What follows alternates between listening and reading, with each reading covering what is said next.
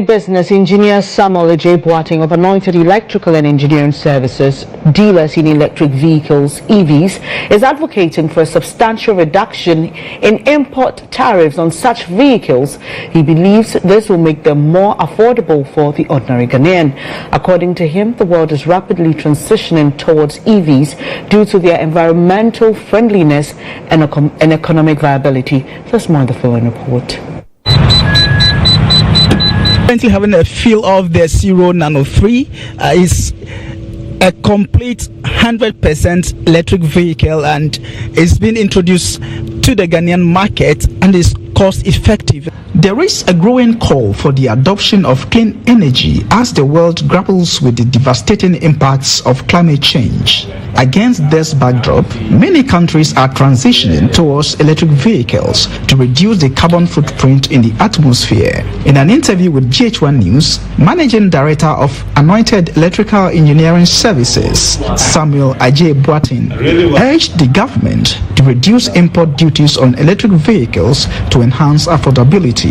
We see the pollution all over. I mean, the government is working hard to control this in terms of bringing policies and all that. Here, with the new Ministry of Energy and Green Transition, we are asking our government, our new administration, to look at the levies based on electric vehicles. I think it will boost the economy. I mean, a lot of workers, government workers, everybody want to buy electric vehicles, but if we can slash down the duties, I believe it will be so cheap for everybody to afford it. The engineless Zero Nano 3 electric vehicle is specifically designed for the Ghanaian market with zero maintenance cost to drastically reduce the expenses incurred by vehicle owners during maintenance. Here is the manager of the Accra branch highlighting the robustness of the vehicle. This car is being inspired and built based on our engineering, looking at road systems in Ghana and how best it can be built. So when you see the suspension, it's very solid, and then it drives with a lithium battery, like I said earlier, which lasts over 8 years. And pulling and whatever you are going to ask about is still the same as a normal traditional car. It's very cost effective. FCCDC of a full charge takes you 205 kilometers. While driving a normal traditional car, that trip should take you close to like 500 to 600 cedis to fill your gas. But then this is 50 cedis for a full charge, 205 kilometers. And then secondly, no servicing, is maintenance free. No engine oils, no gearbox for them to give you any stories here and there. But then this, with a full charge, you are good to go. The Zero Nano 3 EV takes 6 hours to be electrically charged at home, similar to charging a mobile phone or laptop. For GHOne TV, Calvin Powell.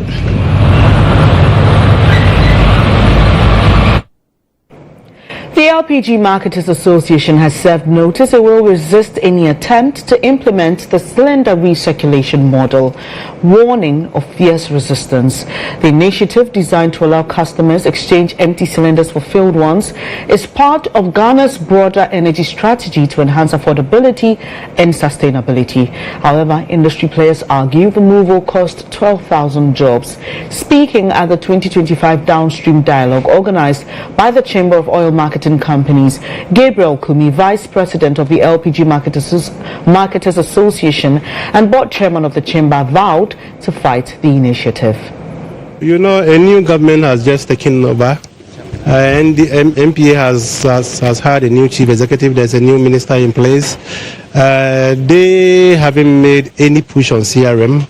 I think all the push that was done previous years, and you saw the reaction of our members. I mean, we had to come out very strongly to defend our investment and to defend the over 12,000 Ghanaians that we employ.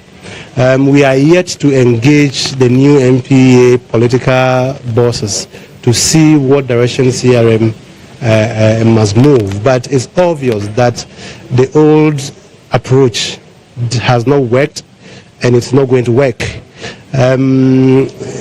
We have always said that we cannot stop government from implementing its policies, but your policy must not come to destroy the investment of indigenous Ghanaians.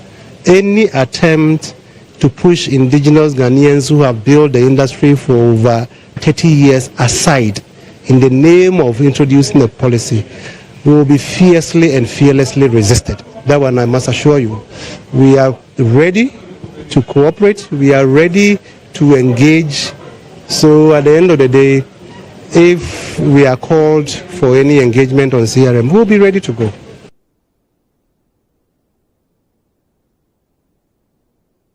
That'll be all for business news. Up next is sports.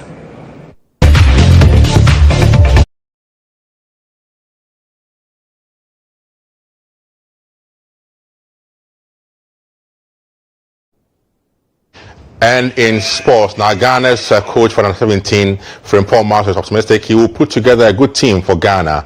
The Gold Stars gaffer, who recently took over the Black Starlets team, said this at the first scouting tour to identify and select players in the Bono region.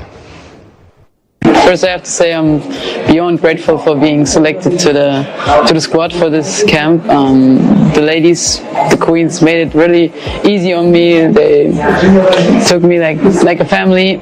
I think that the training session first, we needed some minutes, like also with the pitch and everything, but it went very well. And I think everybody brings in different qualities, and I'm really looking forward to the match against Morocco on Thursday, because I think we can really do a lot. The Ghana Football Association, GFA, through the National Under-17 coach Frimpong Manso, has kicked off a nationwide scouting tour aimed at identifying and selecting young football talents for the National Under-17 team, the Black Starlets.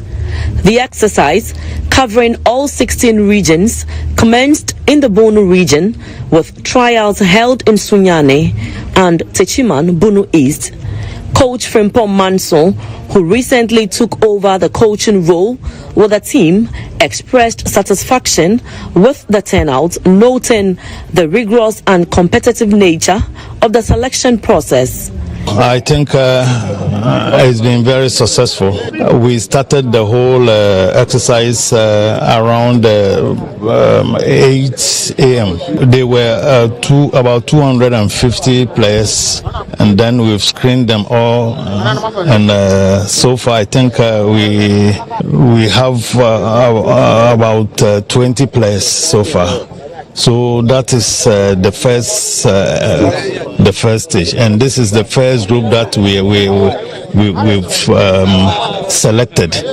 So we'll go to another area in Stellenbosch. Chairman of the Brong Ahafo Regional Football Association, Dr. Charles Osei Anto, emphasized the region's football heritage and how impressed they are. We just hosted the U17 scouting. It started in Ahafo region. Like we all know, we are supposed to host it for 3 days. That's 18th, 19th, and then 20th. Ahafo region, when it comes to football in Ghana, we all understand what it means to come to BA. We expected the numbers, and indeed we got the numbers. Today, I think we've seen a little over 300 footballers in that age category, and I'm not surprised, because I told them from the beginning that the 3 regions put together, we are going to have the largest numbers in terms of this scouting, and today has shown clearly that we have.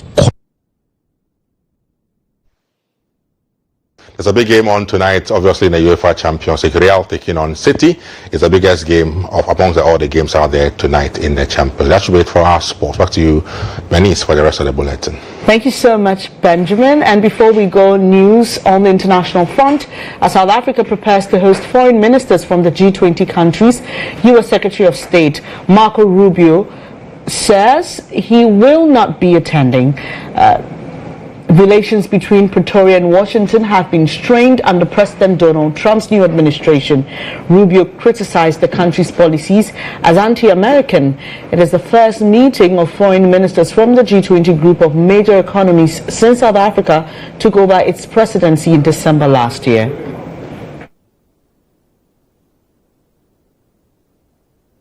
Thank you so much for joining me on this edition of News Tonight. There's more news when you log on to starfm.com.gh. We are also very interactive.